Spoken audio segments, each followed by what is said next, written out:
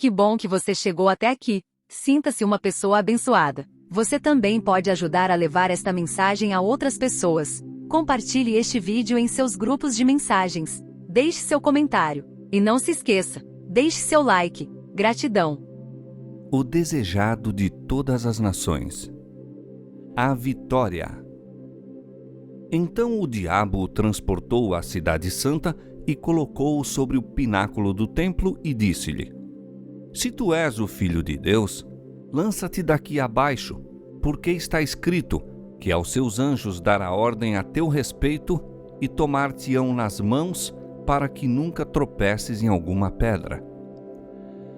Julga Satanás haver agora enfrentado Jesus mesmo em seu terreno.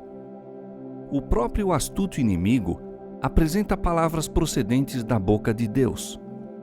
Parece ainda um anjo de luz e mostra claramente estar familiarizado com as Escrituras, entendendo a significação do que está escrito. Como Jesus usara anteriormente a palavra de Deus para apoiar sua fé, o tentador agora a emprega para corroborar seu engano. Pretende ter estado apenas provando a fidelidade de Jesus, louvando-lhe agora a firmeza. Como o Salvador manifestou confiança em Deus, Satanás insiste com ele para que dê outro testemunho de sua fé. Mas novamente a tentação é introduzida com a insinuação de desconfiança: se tu és o Filho de Deus. Cristo foi tentado a responder ao se.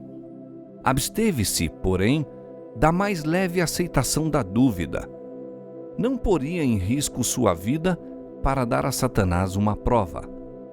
O tentador pensava aproveitar-se da humanidade de Cristo e incitou-o à presunção. Mas ao passo que pode instigar, não lhe é possível forçar ao pecado.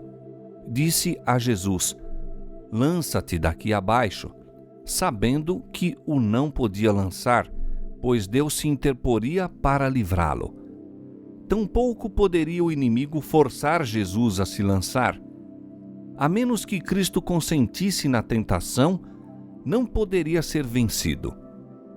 Nem todo o poder da terra ou do inferno o poderia forçar, no mínimo que fosse, a se apartar da vontade de seu Pai.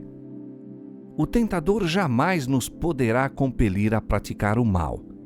Não pode dominar as mentes, a menos que se submetam a seu controle. A vontade tem que consentir, a fé largar sua segurança em Cristo antes que Satanás possa exercer domínio sobre nós. Mas todo desejo pecaminoso que nutrimos lhe proporciona um palmo de terreno. Todo ponto em que deixamos de satisfazer a norma divina é uma porta aberta pela qual pode entrar para nos tentar destruir. E todo fracasso ou derrota de nossa parte dá-lhe ocasião de exprobrar a Cristo. Quando Satanás citou a promessa: aos seus anjos dará ordem a teu respeito, omitiu as palavras: para te guardarem em todos os teus caminhos, isto é, em todos os caminhos da escolha de Deus. Jesus recusou sair da vereda da obediência. Conquanto manifestasse perfeita confiança em seu Pai, não se colocaria, sem que isso lhe fosse ordenado, em situação que tornasse necessária a interposição do Pai para o salvar da morte. Não forçaria a providência a vir em seu socorro, deixando assim de dar ao homem um exemplo de confiança e submissão. Jesus declarou a Satanás: também está escrito: não tentarás o Senhor teu Deus. Essas palavras foram ditas por Moisés aos filhos de Israel quando tinham sede no deserto e pediram que Moisés lhes desse água, exclamando: está o Senhor no meio de nós ou não? Deus operara maravilhas por eles. Todavia, em aflição, dele duvidaram e exigiram demonstrações de que estava com eles. Procuraram em sua incredulidade pô-lo à prova. e Satanás estava incitando Cristo a fazer a mesma coisa. Deus já tinha testificado que Cristo era seu filho. Pedir agora um sinal de ser ele o Filho de Deus seria pôr à prova a palavra divina, tentando-o. E dar-se-ia o mesmo quanto a pedir o que Deus não havia prometido. Manifestaria desconfiança e estaria realmente provando-o ou tentando-o. Não devemos apresentar ao Senhor nossas petições para provar se Ele cumpre sua palavra, mas porque as cumpre. Não para provar que Ele nos ama, mas porque nos ama.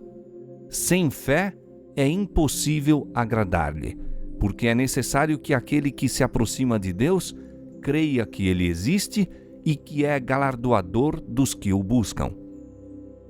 Mas a fé não é de maneira nenhuma aliada à presunção.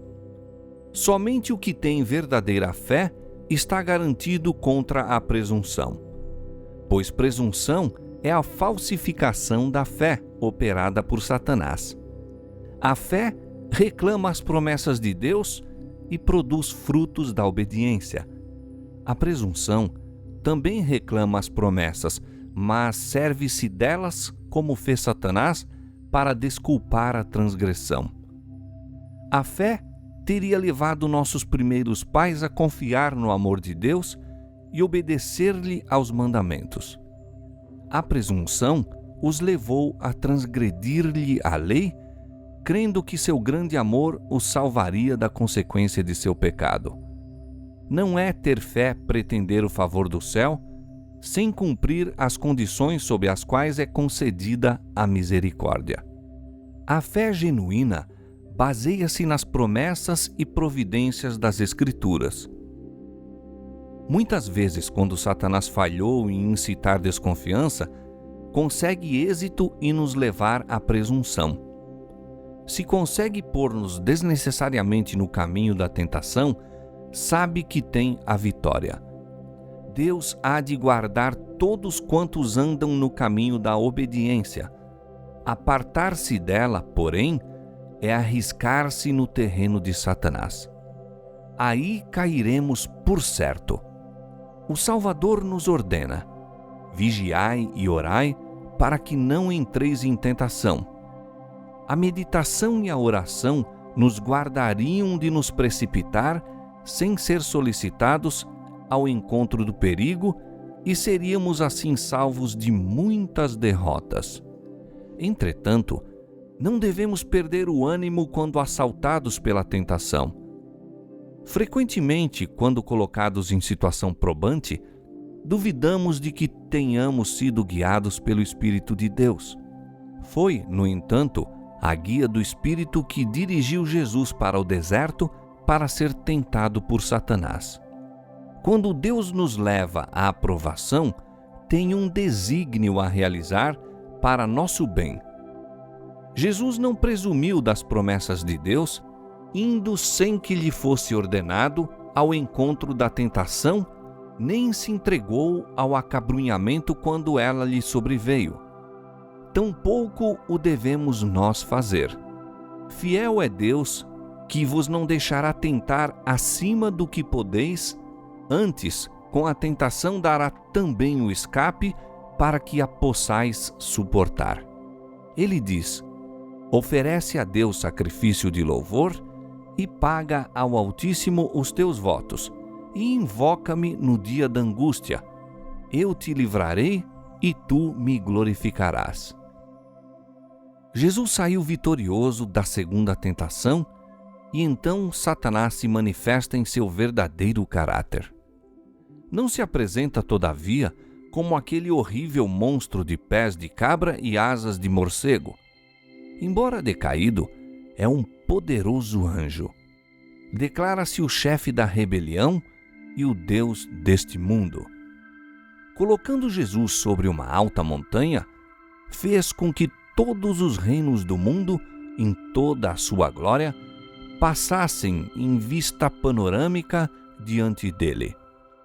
A luz do sol projeta-se sobre cidades cheias de templos, palácios de mármore campos férteis e vinhas carregadas de frutos.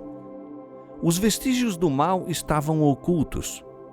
Os olhos de Jesus, cercados ultimamente de tanta tristeza e desolação, contemplam agora uma cena de inexcedível beleza e prosperidade.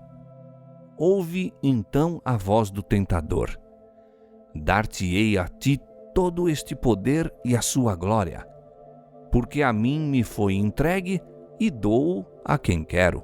Portanto, se tu me adorares, tudo será teu. A missão de Cristo só se podia cumprir através de sofrimento. Achava-se diante dele uma existência de dores, privações, lutas e morte ignominiosa. Cumpria-lhe carregar sobre si os pecados de todo o mundo. Tinha que sofrer a separação do amor do Pai. Ora, o tentador oferecia entregar-lhe o poder que usurpara. Cristo poderia livrar-se do terrível futuro mediante o reconhecimento da supremacia de Satanás. Fazer isso, porém, era renunciar à vitória no grande conflito. Fora por buscar exaltar-se acima do Filho de Deus que Satanás pecara no céu. Prevalecesse ele agora, e seria isso a vitória da rebelião. Quando Satanás declarou a Cristo: o reino e a glória do mundo me foram entregues, e dou-os a quem quero, disse o que só em parte era verdade, e disse-o para servir a seu intuito de enganar. O domínio dele arrebatara o de Adão, mas este era o representante do Criador. Não era, pois, um governador independente. A terra pertence a Deus, e ele confiou ao Filho todas as coisas. Adão devia reinar em sujeição a Cristo. Ao atraiçoar Adão sua soberania, entregando-a às mãos de Satanás, Cristo permaneceu ainda, de direito, o rei. Assim disse o Senhor ao rei Nabucodonosor: o Altíssimo tem o domínio sobre os reinos dos homens e os dá a quem quer. Daniel 4:17. Satanás só pode exercer sua usurpada autoridade segundo Deus lhe permita. Quando o tentador ofereceu a Cristo o reino e a glória do mundo, estava propondo que ele renunciasse à verdadeira soberania do mesmo e mantivesse domínio em sujeição a Satanás. Era este o mesmo domínio em que os judeus fundavam as esperanças. Desejavam o reino deste mundo. Houvesse Cristo consentido em oferecer-lhes tal reino, com alegria tê-lo-iam recebido. Mas a maldição do pecado, com todas as suas misérias, pesaria sobre esse reino. Cristo declarou ao tentador: vai-te, Satanás, porque está escrito: adorarás ao Senhor teu Deus e só a ele servirás. Os reinos deste mundo eram oferecidos a Cristo por aquele que se revoltara no céu com o fim de comprar-lhe a homenagem aos princípios do mal. Mas ele não seria comprado. Viera para estabelecer o reino da justiça e não renunciaria a seu desígnio. Com a mesma tentação, aproxima-se Satanás dos homens e tem aí mais êxito do que obteve com Jesus. Oferece-lhes o reino deste mundo sob a condição de lhe reconhecerem a supremacia. Exige que sacrifiquem a integridade, desatendam a consciência, condescendam com o egoísmo. Cristo lhes pede que busquem primeiro o reino de Deus e sua justiça, mas o inimigo põe-lhes ao lado e diz: seja qual for a verdade sobre a vida eterna, para conseguir êxito neste mundo, precisa servir-me. Tenho nas mãos teu bem-estar. Posso dar-te riquezas, prazeres, honra e felicidade. Dá ouvidos a meu conselho. Não te deixes levar por extravagantes ideias de honestidade ou abnegação. Prepararei o caminho adiante de ti. Assim são enganadas multidões. consentem em viver para o serviço do próprio eu e Satanás fica satisfeito. Enquanto o seduz com a esperança do domínio do mundo, ganha-lhes domínio sobre a alma. Oferece aquilo que não lhe pertence conceder e que há de ser em breve dele arrebatado. Despoja-os, entretanto, fraudulosamente de seu título à herança de filhos de Deus. Satanás pôs em dúvida a filiação divina de Cristo. Na maneira por que foi sumariamente despedido, teve a irrefutável prova. A divindade irradiou através da humanidade sofredora. Satanás foi impotente para resistir à ordem. Torcendo-se de humilhação e raiva, foi forçado a retirar-se da presença do Redentor do mundo. A vitória de Cristo fora tão completa como o tinha sido o fracasso de Adão. Assim podemos resistir à tentação e forçar Satanás a retirar-se de nós. Jesus obteve a vitória por meio da submissão e fé em Deus e diz-nos mediante o apóstolo: Sujeitai-vos, pois, a Deus, resisti ao diabo e ele fugirá de vós. Chegai-vos a Deus e ele se chegará a vós. Tiago capítulo 4, versos 7 e 8. Não nos podemos salvar do poder do tentador. Ele venceu a humanidade e quando tentamos resistir em nossa própria força, tornamo-nos presa de seus ardis. Mas torre forte é o nome do Senhor. Para ela correrá o justo e estará em alto retiro. Provérbios 18, 10. Satanás treme e foge diante da mais débil alma que se refugia nesse nome poderoso. Havendo partido o adversário, Jesus caiu exausto por terra, cobrindo-lhe o rosto o pavor da morte. Os anjos do céu haviam testemunhado o conflito, contemplando seu amado capitão enquanto passava por inexprimíveis sofrimentos para nos abrir a nós um meio de escape. Resistira à prova maior do que jamais seremos chamados a suportar. Os anjos serviram então ao Filho de Deus enquanto jazia como moribundo. Foi fortalecido com alimento, confortado com a mensagem do amor do Pai e com a certeza de que todo o céu triunfara com sua vitória. Reanimado, seu grande coração dilatou-se em simpatia para com o homem e saiu para completar a obra que iniciara. Para não descansar enquanto o inimigo não estivesse vencido e nossa caída raça redimida.